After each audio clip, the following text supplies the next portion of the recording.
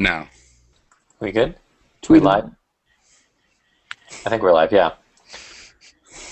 Welcome to the second week of the 9 to 5 podcast. My name is Scott, and we have today Jake, Jordan, Mark, and Seth. Welcome, everyone. So we're going to be taking some questions from anyone that tweets out to at 9to5Mac, probably in about 40 minutes in or so. First, what we're going to talk about is the new iMac and iTunes, but I want to start out, if you guys don't mind, with the new iTunes that came out just yesterday. So after much ado and after much delay, we actually had iTunes 11 come out yesterday. So it seems like the general consensus is that it actually seems really streamlined, that it's really fast, that it's working really well for everyone. So I guess, Mark, do you want to start out? And I know that you're not a big iTunes user, but what's your take on it? I think it looks good. The interface is more streamlined and it's easier to use. Up Next is great. I know Jake liked it. Maybe Jake likes it a lot. Do you I downloaded it just to take screenshots. I haven't used it. I mean, I'm a big Spotify user, so not really no reason to. Looks nice though. I don't know. I think they focused a lot. It feels a little fast, but not much faster. I would have liked it was, quicker to scroll and whatnot, and click through album art. But it's simple. You could really tell that, where they're going. You want to come back to me? Think about it some more. Well, one thing I posted on Tumblr today, on my blog, where we were kind of discussing, I think there was a couple articles talking about Apple's streaming service that's supposedly coming out in 2013.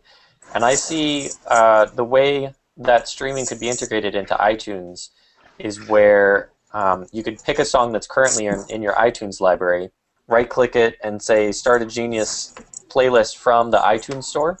So any song that's in the iTunes store that kind of relates to your song, then it could stream all of those songs, and then that kind of increases sales because you'd be actually purchasing those songs as well.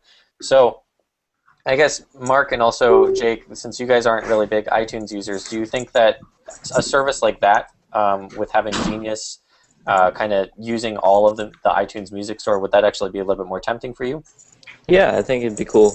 I heard someone theorize a couple of days ago that Apple should buy Rdio to assist with all this streaming business. Well, they already bought one company. What was that? Oh yeah, you're right. I forgot the name. Lala? Yeah, Lala. Yeah. But I think they could do what they're doing a lot better. I mean, there's companies that are doing it better, and I think if they don't watch out, Google could catch up and do something a little better. What about you, Mark? Yeah, so what I wanted to say was that, you could really tell that they're focusing now on the media content itself versus using iTunes as like a management software. Like, even from iTunes 1.0 to 10, I think we ended up at 10.7, was, there was a lot of focus on the management of your devices and whatnot, but it's really a media focus with the new version, and you could tell that by the new media-driven tab, and with iCloud and Wi-Fi sync and whatnot. I think that that's really what they're going for. Okay. Yeah, I think some sort of a streaming service is really starting to become necessary, but appeasing the studios is really going to be the most difficult part. Because of course they have all the agreements, which Pandora is finding out that they're kind of having some troubles getting into copyright laws and how they can actually stay in business with really expensive copyright necessities for staying in business. So I think iTunes is really going to be the one to see, okay, where's the future of streaming with iTunes? Lala was really, when was that purchased? That was a long, long time ago that they actually went ahead and they purchased that. And I guess iTunes Match integrates it, but people were expecting that right away as streaming service was going to come out. So, Jordan, you've been kind of quiet. So what do you kind of think of some sort of a streaming service? I've never been big on internet radio stuff for streaming services, so I don't know. Apple would have to kind of do something really innovative to catch my attention. If they were to just put out like a Pandora clone, I don't think that's going to do anything. What you're talking about integrating it with Genius, is that what you're saying? I'm getting a lot of feedback from someone. I don't know who that is. I'm going to blame that on Elise. Yeah, I couldn't really hear you guys for a bit there earlier. But yeah, I think that would be cool, integrating something into Genius where, you know, it's some sort of subscription service where it's just spitting out songs that iTunes already has there and already knows you like, opposed to just, you know, a discovery thing. Yeah. Yeah, that's definitely one of the possibilities. I think we went from the interface to streaming services really quickly. So anyone that does use iTunes, because I know I use iTunes all the time, but anyone else that uses iTunes, what do you guys think of the actual interface that came out? Nobody uses iTunes? Oh, yeah. I'm not a huge iTunes user, but I listen to podcasts on iTunes. Mm-hmm. I'm not a huge fan of the new mini player, actually. Feels like I have to like click twice as many times to get to everything, and can't see this. You can't see the song when it's playing on the new mini player. Where you're at in the track. Oh, that's right. Yeah. Yeah. I don't know. I'm not a huge fan of that, but the rest of it, you know, I haven't used it, haven't spent much time with it, but it all looks really nice. And obviously, the old iTunes was, you know, it's a long time coming. Anything would have been a huge update over what we had before. So. Well, one thing I'm liking it so far. Apple obviously delayed it by a lot. Now, what if they had actually, this is obviously going to be controversial, but what if they had delayed the release of Maps and actually done a little bit more effort into that? Do you feel like that they could have improved it within a month and made it so that it was more worthwhile rather than just pushing it out as soon as possible? Or was it really necessary to push it out and get feedback really quickly? Well, I think it's pretty obvious it's going to take longer than a month. It's already been a month, right? So. And then we would have been talking a delay of iOS 6 because besides Maps, what does iOS 6 really bring? It would have been iOS 5 dot whatever it was. I don't know. But yeah, I think Maps is kind of pivotal on iOS 6, and it needs a lot of work.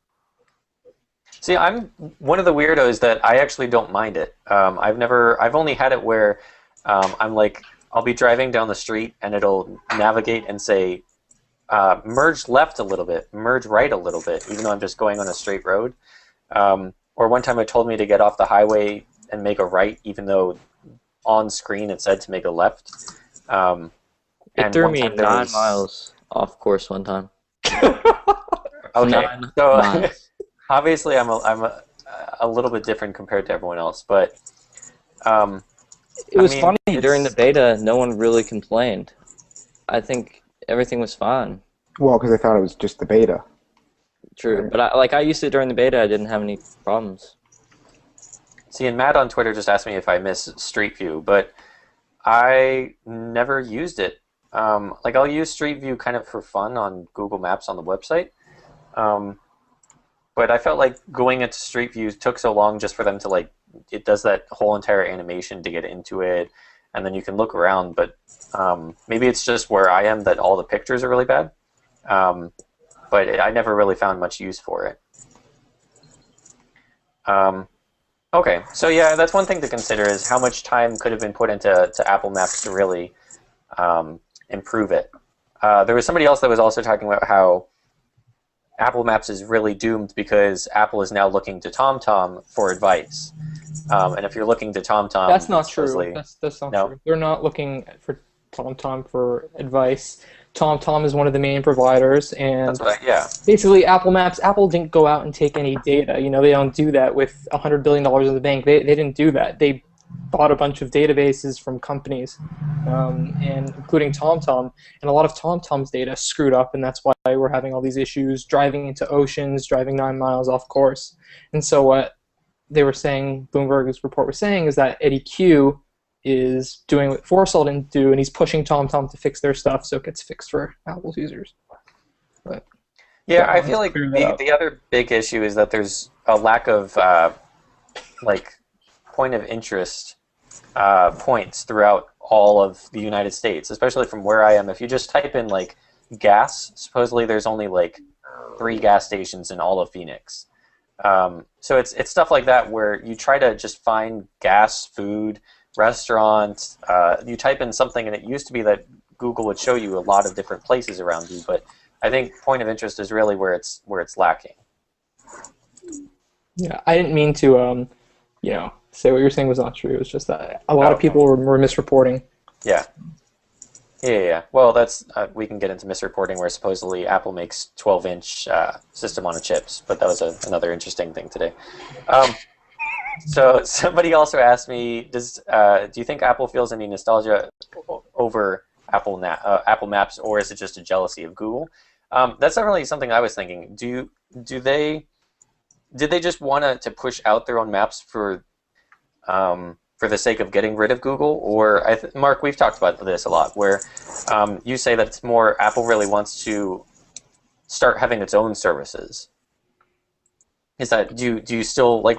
I thought it was like pretty simple. They wanted to kick off. They just wanted to kick off Google. I think Seth said this. Like Steve Jobs was at the point where he'd rather give people a map from a gas station than have Google Maps on the phone. Is that you, Seth? No? He can't talk. All right, I guess this will be a great podcast then. His mic isn't even on.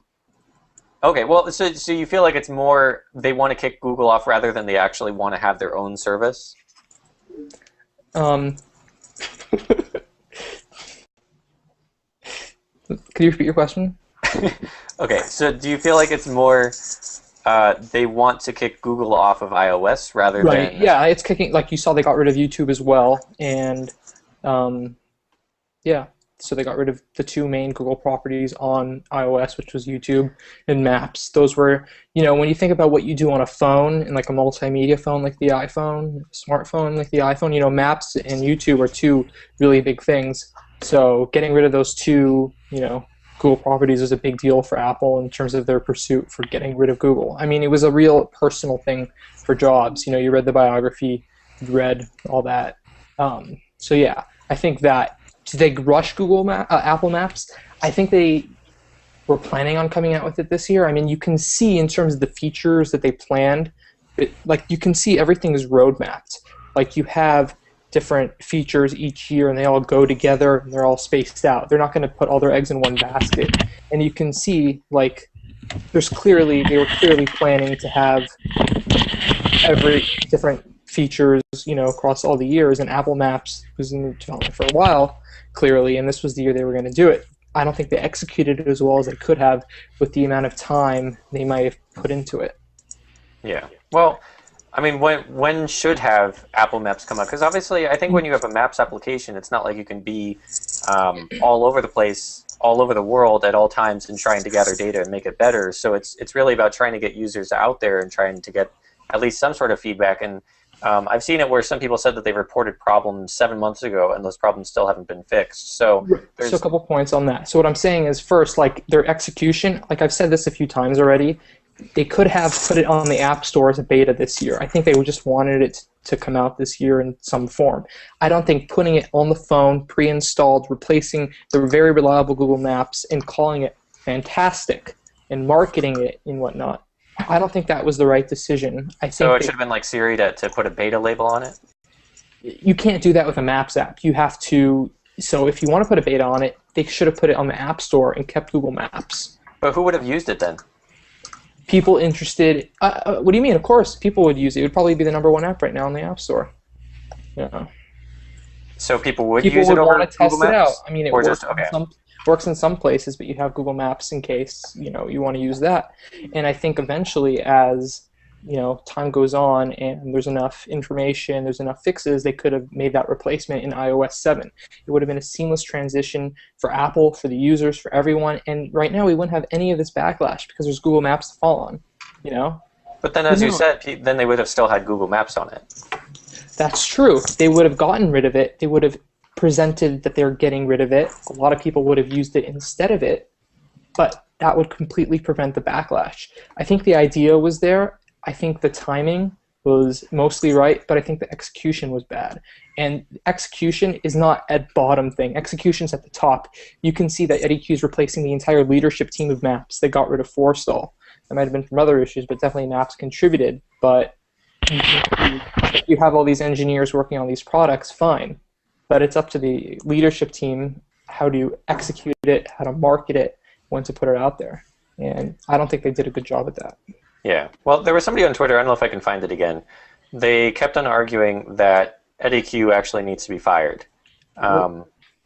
Because I obviously think that's the most ridiculous thing in the world, because he has all the ins with all of Hollywood, with all of the music producers, so he has a lot of connections that are completely invaluable, and it wouldn't make any sense to get rid of him. And it just, it seems like a weird thing to just keep on firing everybody and hoping that this new Apple management will be clean and be able to execute. But do you feel like Eddie Q was to blame for Apple Maps? Eddie Q had nothing to do with maps. Like, if you listen to Fidel's interview from the other day, he said carefully, Forstall got what he deserved, and then that was sort of like as he was getting cut off at the end, he said that, there's other bright people, he used the word amazing, people at Apple who will get their chance to shine. Mm-hmm. So from everything we've seen and learned about Forstall from before and after them announcing the transition from him out of the company, he was taking such a big gulp amount of engineers. He was trying to take all the spotlight and whatnot, and that really shined away from Apple's other rising stars and already existing stars to be able to, do their work, present their ideas. So I think it was pretty clear that Forstall wanted to own the Maps team, wanted to own the Maps product, and I don't think Q had much to do with it. I think it was a Forstall thing. Rich Williamson worked under Forstall. He was put under Q after the transition. And before he was fired, he actually reported to the head of iCloud. So they moved Maps under iCloud. So, yeah. But then he's gone, and I'm sure they're going to make a lot of changes there. Isn't it that Eddie Q is going to have like so many responsibilities?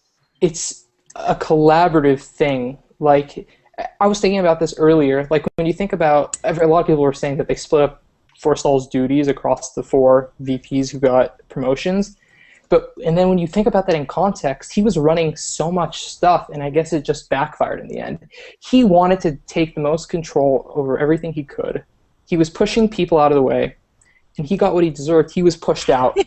Everything, it's funny, everything got spread across, and I think that's just going to benefit Apple, because there's going to be different parts of iOS, which made up a lot of stuff, worked on individually. And in the end, it'll all come together in a better package with, instead of just Forstall trying to take over all the decisions, it'll be a very big group decision. And I don't think we'll see screw-ups like Apple Maps happen again because of that. Or smaller screw-ups. But if you look at Apple's executive profiles page, I think it's the most unique set of titles for a technology company or any company in general. CEO? Okay. Well, obviously that one is quite normal. Thank you, Mark. But Internet Services Internet Software and Services, Software Engineering, and then we have a Senior Vice President of Technologies and a Senior Vice President of Hardware Engineering, Industrial Design, and so it seems like obviously there's other companies that have lots of vice presidents with different titles, but for them to be so critical when it's a title such as Industrial Design and Internet Services and Software, it seems like they're trying to do a different type of management that is focused more on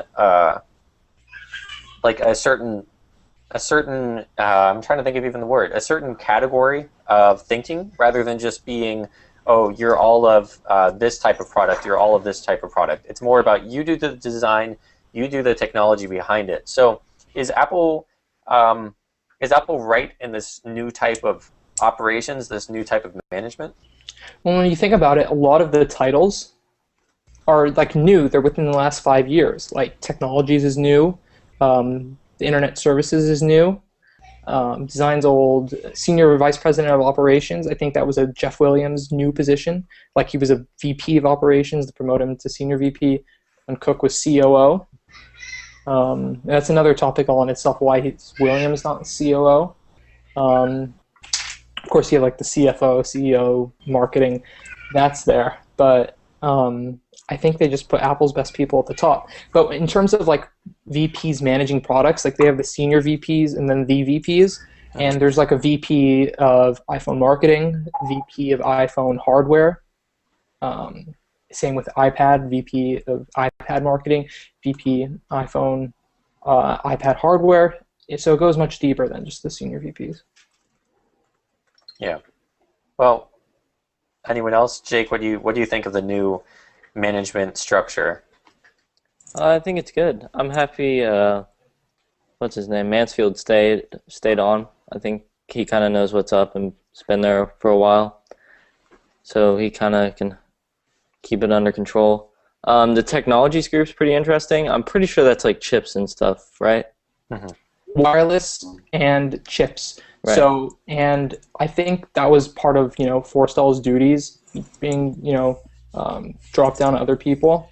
Like his wireless stuff. Like there's a lot of wireless stuff in iOS put under Mansfield, and then the wireless hardware, like the antenna systems, and then their system on a chips, like the A series chips, like in the iOS devices, all under Mansfield. And I'm sure he's helping still, like transitioning a lot of groups over to Ricchio's hardware group. But what will be very interesting to see is in 2 years, Mansfield's gone for sure, according to him, in 2 years. Do they bring everything back under Riccio? Because like when Mansfield was gone and Riccio was the senior vice president of all hardware, like it was like for 2 months.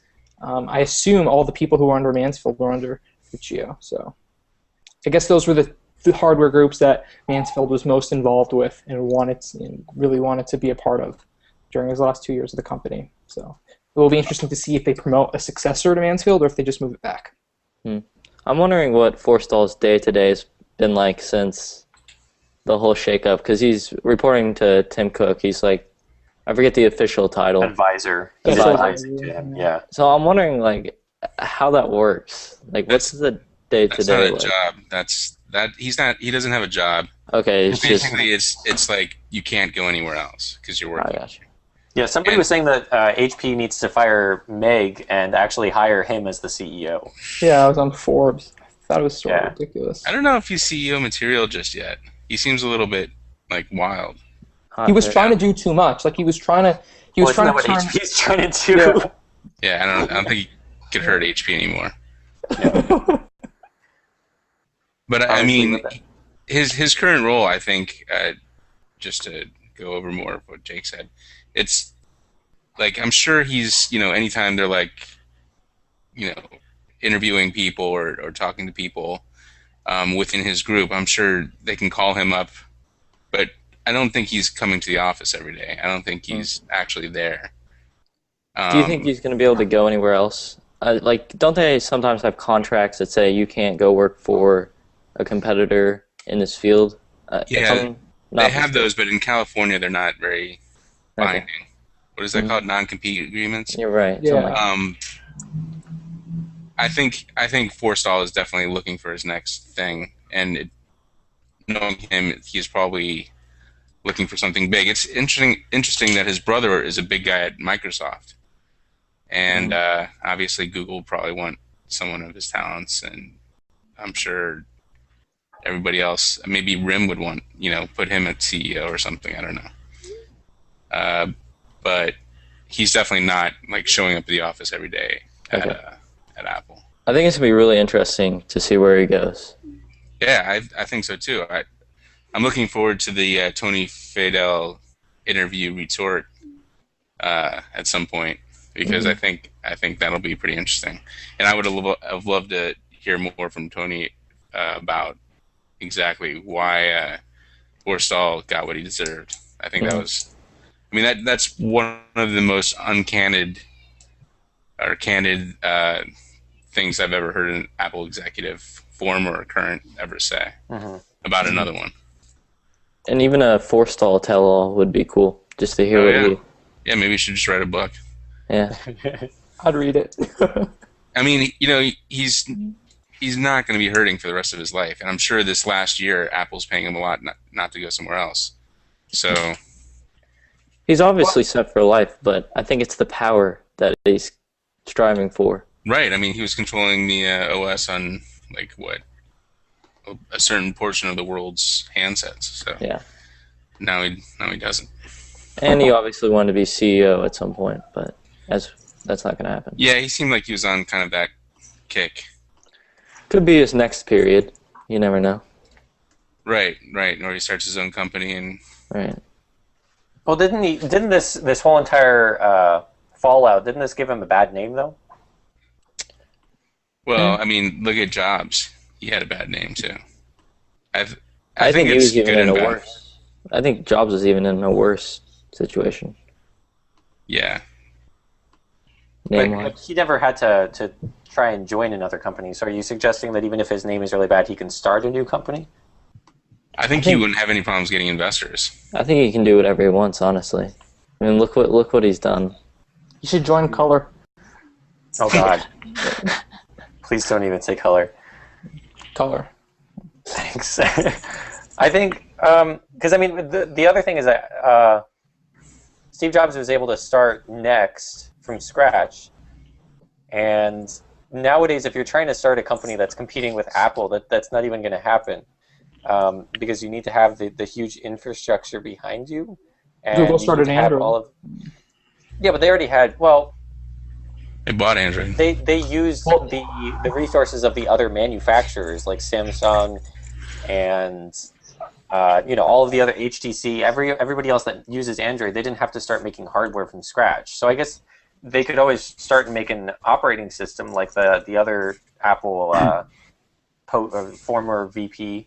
How he's starting is that like cloud operating system? Isn't that what he's starting? Soleil up there. Yeah. It's like a cloud-related stuff. We don't actually know what it is yet. Yeah, but they say it's cloud-related, but they haven't specified yet. They also have some other former Apple high levels, like I think a vice president, but Soleil is definitely the biggest name there. They also have a VC on staff. And Soleil is also on the board of Parallels. Yeah. And he also was at the last keynote, which I thought was really interesting. That was interesting, I thought. Agree. First row. Yeah. Yeah, it wasn't like he was in the nosebleeds. Why was he there? No idea. I mean, clearly he's on good terms with Apple. Don't expect to see Forcell at an Apple event 2 years down the road. I mean, like, it was a big event. Like they announced that he would have been a part of. No, not really, but it was a big event. They wanted like a lot of people there, their favorite people. They even rented out the big place this time, like iPad Mini. Just a special guest out of respect, I guess. Yeah, I mean, look at who created the basis of iOS, and they took iOS to the next level with the iPad Mini, I guess. I mean, it was really for Soleil. I mean, it was really the future of what he created, like the future of the Mac, like with the new iMacs, the new Mac hardware, and the future of iOS, like the iPad Mini. So I thought that was nice. And he was sitting next to the guy from Path, I think, Dave Morin, I think. Really? I didn't even know he was there. Maybe it was someone else, but I think it was him. So can we talk new iMacs? I'm kind of excited about those. I think the one thing that I really noticed was that the packaging is really, really strange. Yeah, that is terrible. I'm not a fan. Well, I don't mind it, but just think about trying to like stack those boxes. Obviously, a very odd thing to mention, but why that design? Because it doesn't even reflect what the actual iMac looks like. Kind of. I mean, it kind of bevels at the back, but no, but the packaging is like this. Well, one side it's a regular. One side it's like this. I think it's like one side's flat. And, you could stack them just like one face up, one face down, and it'll end up being flat. I mean, if they go both like this, so. I don't know if you want to stack. I guess the iMac, it wouldn't matter if you stacked it upside down. I'm sure Apple has it figured out, honestly. Well, I guess they'd make the whole box thinner, but they need it bigger for the stand at the bottom, right? So. Yeah. That's I'm true. sure the Walmart guys know how to stack them. Oh God. Yeah. All right, let's open it up for questions. So if you guys do have a question, you can tweet at 9to5Mac, and we'll look through those questions to see if there's any that we're going to answer here. So at 9to5Mac on Twitter, let's see if we have any questions that are coming through. When using the iPad, you can no longer see pictures with links because the no mobile platform you guys use sucks. Okay. Well, we'll blame that on Seth. We're trying out a new thing. Some people like it, a lot of people don't like it. I We're think gonna it's give it a nice. month. Do you want to talk about that a little more? Are these all going to be questions about the new iPad site? We can talk about. Oh, no. No. Wait, were you And serious? A-sides? We'll answer any questions about Apple current events that are happening. Apparently, the mustache that's on my head. And that was just a question that was asked a while ago, very unrelated. Oh, there we go. 3 new tweets. Oh. This is about to air on NBC Nightly News. Yeah. iPhone 10. I'm gonna add that to the. That's about the Brian Williams post. Yeah, that's what I thought. Jake's All gonna right, be Jordan busy on Golson that. from Mac Rumors. Scott. Do you think German's head Scott. looks like a volleyball? We can answer that question.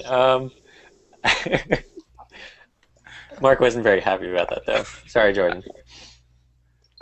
I think it's more a basketball. So they want All to. right. Yeah. They want to know about the new iMac screen size. Well, there's not really a new screen size. It's kind of like the same deal. And I haven't seen one in person. I can't give you a judge on the quality, but from what I've read, it looks pretty good. Yeah, people say the screen looks better, both the color reproduction, the angles, but also because it has less glass. There's less reflection, and the glass reflection was probably the biggest complaint people had about Apple displays in general. So all around, it's kind of like, a little better. And as we discussed before, I think people have said it's like near Retina. When you look at it, it looks like flawless. They can't call it Retina because of the certain specifications for that term. But nonetheless, it's supposed to be pretty amazing. It's the same resolution as the last model. There was somebody else that pointed out.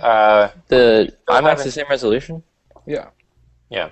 If you move back like this, Uh-huh. it becomes Retina Okay, I got you. because you can't see the pixels anymore. Very Right. nice, Seth. Somebody else was asking when we're actually going to see the ability to merge iTunes accounts. Because that was promised a long, long time ago, and I'm really hoping that we can get that because my iTunes account is different than my my iCloud account. So being able to merge that would be a good thing. So something like that. Obviously, we don't have any information on when it's going to happen, but Was it promised? I thought it was like one of those. Somebody said Tim Cook emailed them saying that they were. no, they got working a on it call or or something, which is obviously less verifiable. But it was mentioned at least. I So don't it's know if it's something going to that. happen, honestly. Why?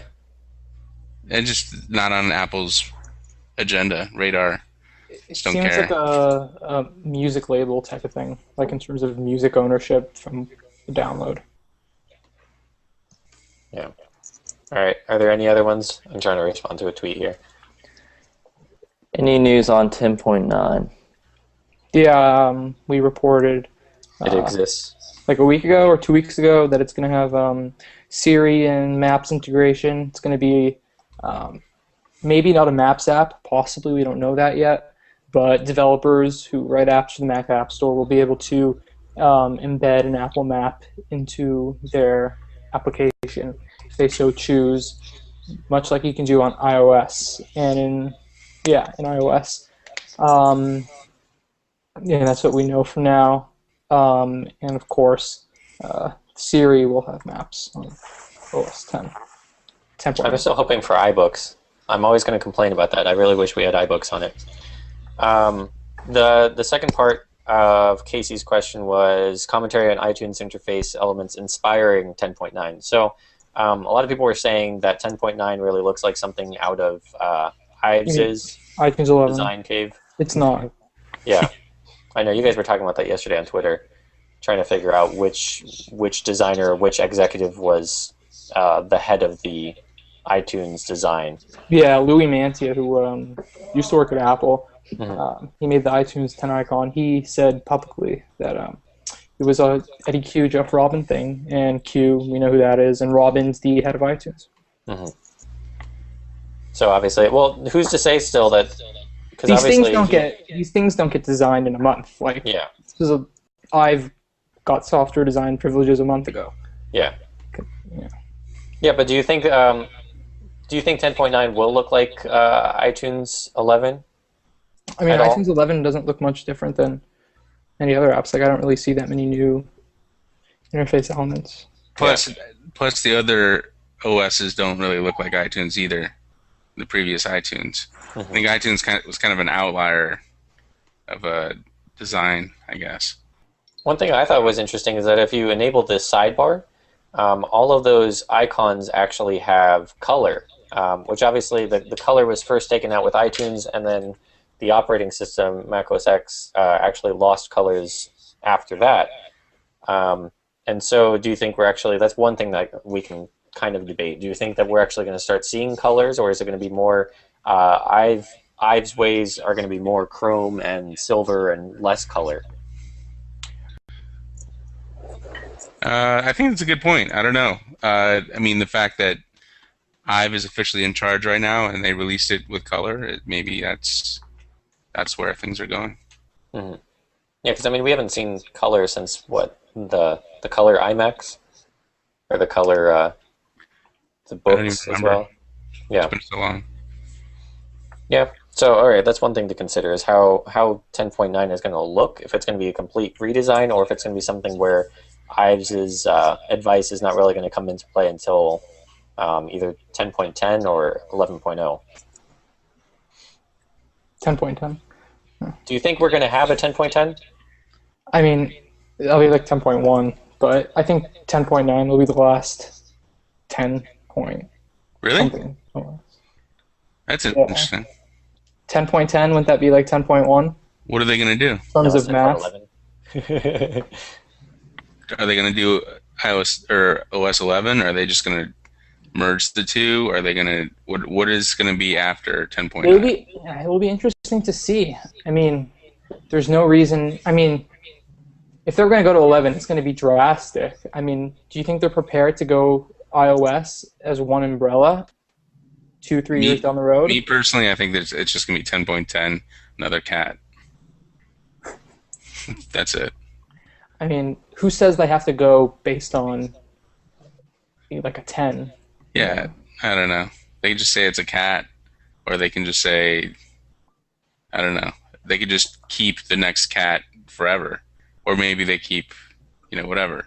Maybe they change the complete branding. Like, nobody says 10.9 is literally 10.9. Like, it could be different marketing branding, Yeah, but I don't see Apple caring about the nomenclature 10.10 as a why are we changing up our whole operating system philosophy just because 10.10 is kind of weird sounding. Right. Yeah, I think we can kind of mention how you brought up where iOS might be even merging with OS X. So is that happening sometime soon?